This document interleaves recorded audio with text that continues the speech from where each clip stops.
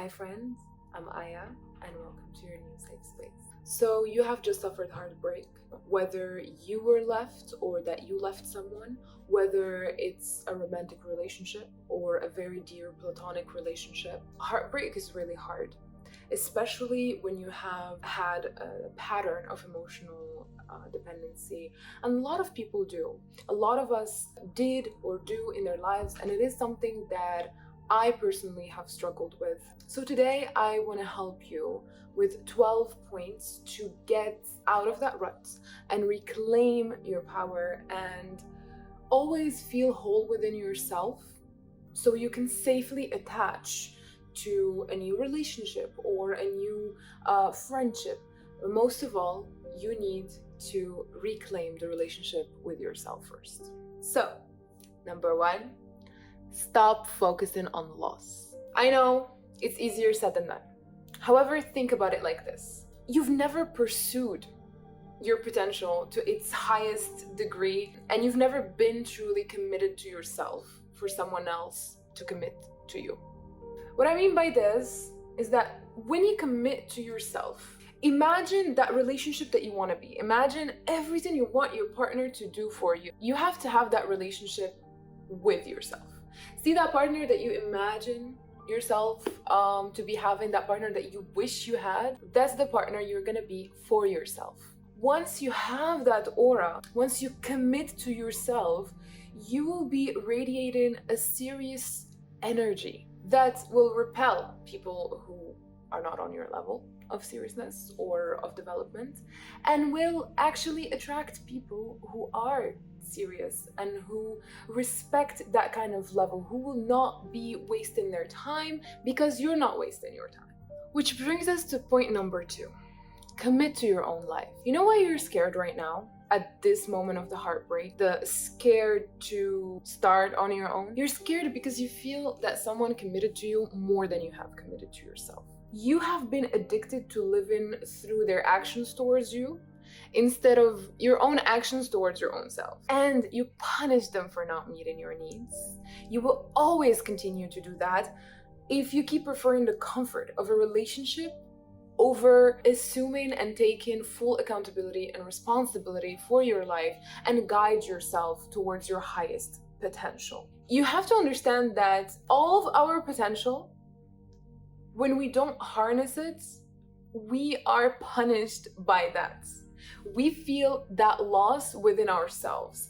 And the only way to get over that loss is to actually unearth the potential. You know that when you have talents and when you have capabilities that you don't actually exert and you don't let yourself have that output of you, your self-expression in the outside world, all of that potential becomes a hell inside of you.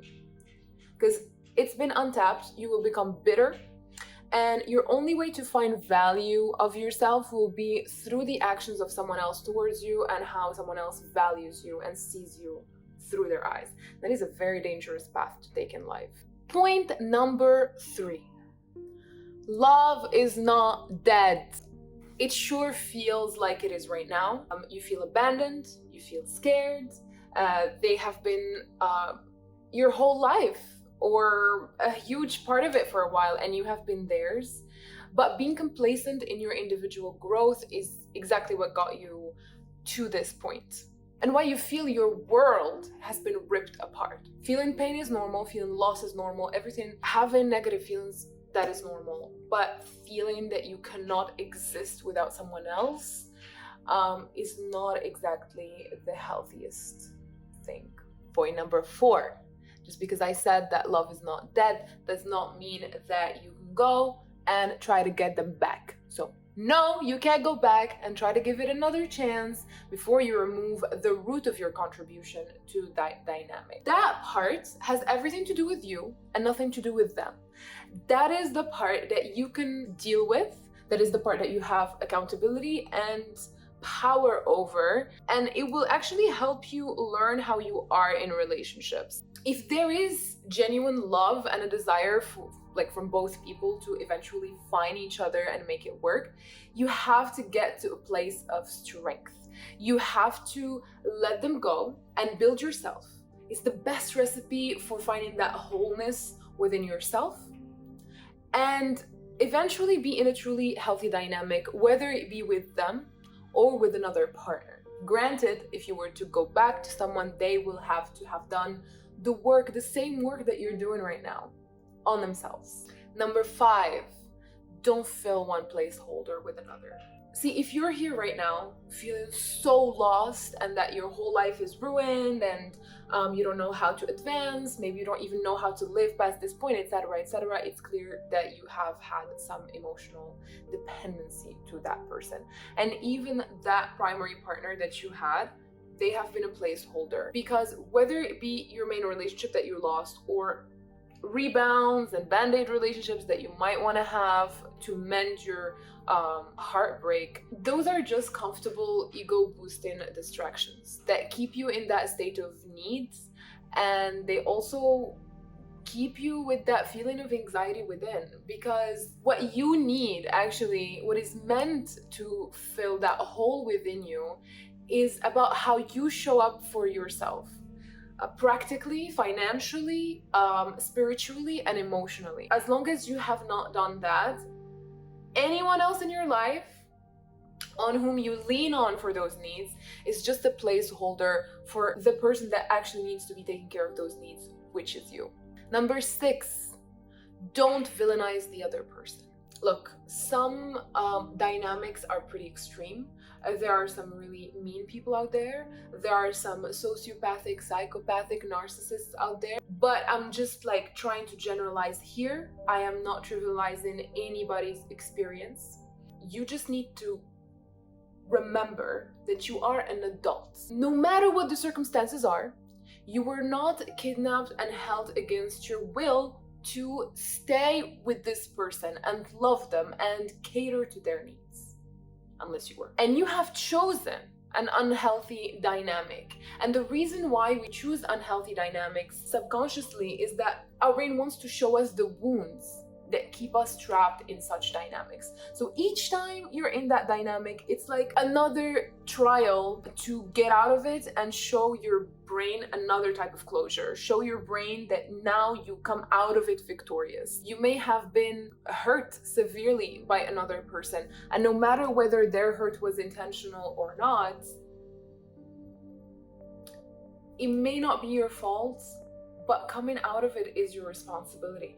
No one is gonna come from the skies and actually mend your heart and show you the way. Knowing that they're the villain of the story is not gonna help advance your story in any way, shape, or form, because it just keeps repeating this narrative that something has been done to you and you are just done for. You know, that you have no agency, no power to move on from this situation. So I invite you to reclaim that power back. Number 7, money. Money, money, money. Don't play about your money. And always provide yourself with growth opportunities. You have to reach a level of practical and financial security, fulfillment, and comfort. I don't mean focusing on luxury, I mean fulfilling your needs as a person, as who you are, and being able to be that for yourself. Because if you're not there, it will be a little bit of a pain point. And a pain point is a weak entry point into a relationship where you might actually compromise certain emotional needs because you're getting some practical needs met. And here I'm addressing myself a little bit extra to my ladies. It's great having a generous partner.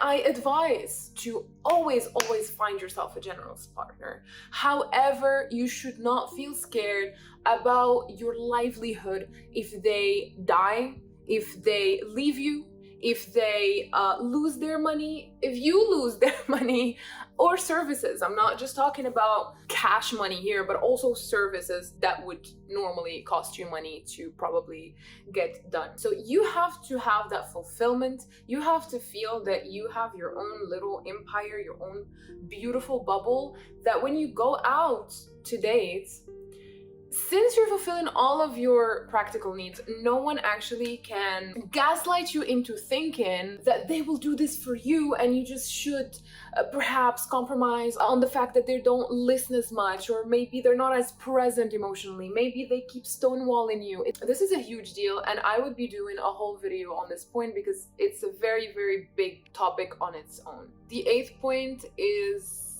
the most sensitive point, at least for me personally, in this list. Emotional independence, as you'd say. I isn't the whole video about this. Stop looking for someone to love you right. Each person has been dealt some cards in life, and having supportive family slash parents, which means basically having a nest where you can recuperate with support when life gets tough, whether it be emotionally or also practically, financially, is unfortunately not some birthrights. This was a huge pain point in most of my youth, because I felt that I could not make mistakes. That if I make a mistake, that if my life goes to shit, I will have no one to have my back. Also, that mentality have made me feel that I absolutely need someone to have my back, and that if I don't, then I probably am worthless, that I'm not gonna be okay. Here we also have our own tribal slash natural instincts as human beings of feeling that we live within a community that has our back, and of whom we have the back as well. But that also got me to enter certain relationships for safety or for just having someone, in a sense. This is why I'm telling you, you may sit there and keep debating about what a child needs and what a parent should do, what parents should give their kids because they birthed them, and how life is cruel and unfair, and yours may be harder compared to some, but no one is naturally or divinely entitled to those things, unfortunately. Life is tough, and it is inherently unfair because we all start somewhere different. But you are not suffering alone, and you definitely have not suffered the most. You're definitely better than some other people. And everyone is lonely somewhere. It's not something you can remove from existence. There is a part of yourself that is always gonna only live with you. We're always alone with ourselves, because the only person you can guarantee is you. The person that has been with you throughout your whole life and knows you very well is you. No one will have that experience of you the way you have that experience of yourself. And that is why you can only guarantee what you can do for yourself and not what other people can do for you. And happy, healthy family and friends, these are circles that are composed of bonds between emotionally independent people. And if you want to be loved healthily from a strong place, you have to be able to love healthily from a strong place.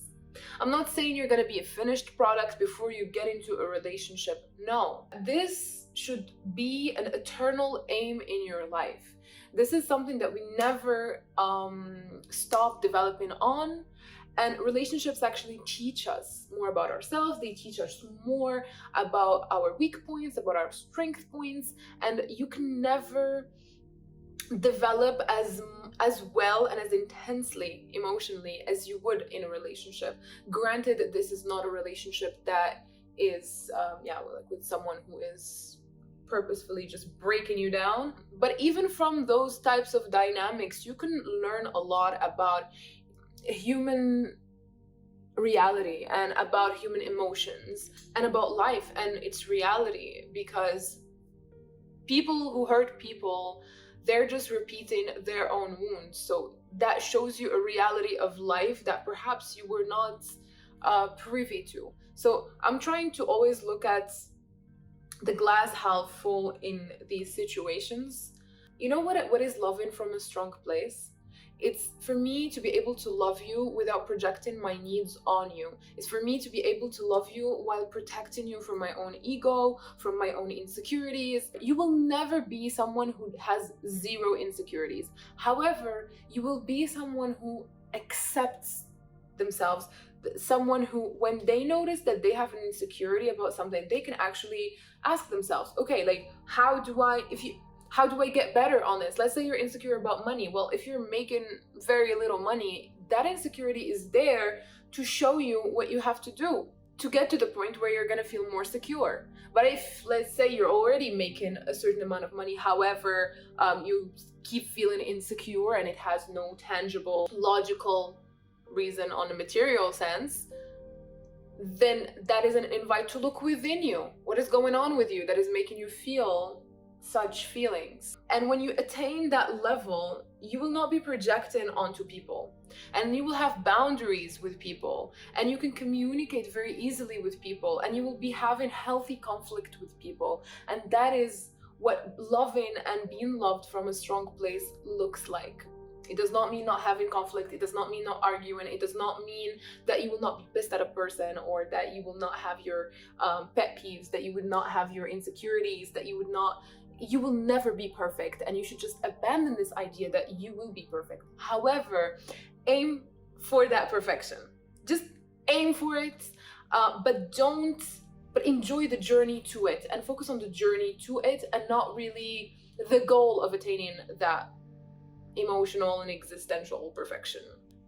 No one will understand you and feel you and empathize with you and really, really know you as deeply as you would know and understand yourself. And there's a beauty to that. It may be tough. Yeah, I wish I could just lose myself in a person, and for them to lose themselves in me, like, completely. No matter how much a person knows you, and maybe they could get to a 98%, but it will never be 100%, because they haven't lived with you all the seasons of your life. They have not been with you ever since you were a baby up until whatever point you are in your life now. And this brings me to my 10th point. This is not an invite to see people as less, or that they are selfish, that you become selfish. If you have a good cheerleader in you, you will know who you are, and you will be able to pursue what best suits you. And not only that, you will be able to also cheer on other people who are doing the exact same thing as you, looking and finding things that best suit them. Finding what best suits you, when you know yourself, it will be without blaming other people or circumstances that don't suit you, you know? There's no need to devalue whatever it is that you personally don't find value in. You also can't fulfill what some people need, and that's okay. It's okay, and you will feel okay with it, and you will be fine with it as long as you are pursuing what you are looking for. Because if you are not doing that, you will be bitter. Being bitter is a weak and passive strategy that keeps you in these illusions of victimhood, and that other people have it better than you, and that is why they were able to achieve the goals that they're achieving. It just keeps you in place. And by the way, staying in place is basically moving backwards, because you're staying in the same place, but inside you're still growing, you're aging, and your needs might be changing. So if a place or a circumstance is too small for you today, you better believe that it's gonna be and feel even smaller 5 years from now. And if you're in the same spot, you're just gonna have to make yourself smaller and smaller. And that is why when you see someone stuck in the same place in their lives, if you meet them years down the line, and I have many examples about this, usually they become worse people, because they have to adapt to the environment in which they are choosing to keep themselves in. So this is why, like, being bitter is too passive, and it keeps you stuck instead of moving and becoming proactive towards getting to where you wanted to be. Finally, number 12, losing hope in life for a bit or bits is completely normal. It's normal to feel grief, it's normal to cry, it's normal to wail, it's normal to feel lost, it's normal to feel incapable, it's normal to feel not enough, it's normal to feel that you're not as strong as others, that you can't do what others do, you can't create what they create, you can't surmount what they surmount. You may even think that it's easier to check out from life because you just can't do it anymore, and it would be easier to not have to witness your own demise. These are normal feelings that as humans we experience, especially when you're heartbroken. However, choosing to repeat those things to yourself means that that's the path you decide to walk on. The path of misery and insecurity and hardship and being a victim of your own life. And I can tell you that in life, we choose our own paths. And we choose our paths based on how we think and how we act. Whatever you're thinking and acting on right now, that will be your future. I'm not saying your forever future. Your life continues to change based on what you choose to change of it. I can tell you that for the longest, I had this crippling fear of becoming homeless. I felt that certain things are easier for some people, but not as easy for me. Just like, however, some things are easier for me than for other people. But I was focused on the negative and I was acting on that. I was too crippled to make the steps that will actually advance me to the kind of work, the kind of circles, the kind of life that would actually suit me best. So I knew that with my ambition and with everything that I want from life, and with no security blanket from parents or family, I'm gonna be homeless. Oh my God, I'm gonna be homeless. And I was crippled with these thoughts. Since I was acting on them, I was making it a reality. And the longer I would have stayed in that path, the closer I would have been to becoming homeless. At some point, something changed in me. Today in my life, I don't have that fear at all. You know why? Because everything that I do and everything that I think have nothing to do with that life. It's impossible for me to have that life unless some natural disaster occurs and I lose everything. But even then, I will know how to rebuild myself. Because today I love myself.